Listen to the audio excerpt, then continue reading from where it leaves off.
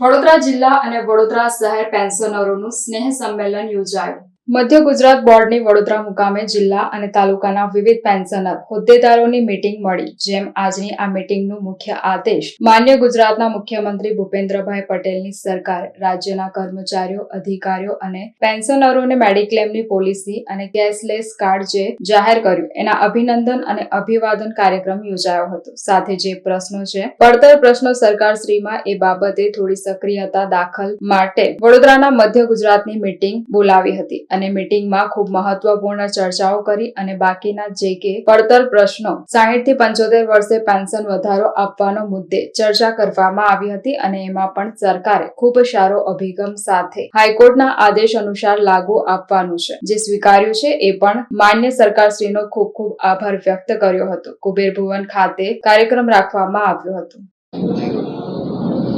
ગુજરાત રાજ્ય પેન્શનર સંકલન સમિતિની મધ્ય ગુજરાત ઝોનની વડોદરા મુકામે જિલ્લા અને તાલુકાના વિવિધ પેન્શનર હોદ્દેદારોની મિટિંગ મળી કુબેરભવન ખાતે.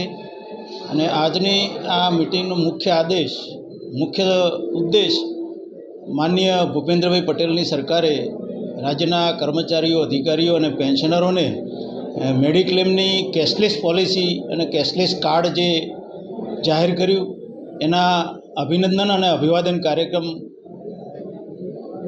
ખાતે ખાસ કરીને આ મિટિંગનું આયોજન અમે કર્યું છે.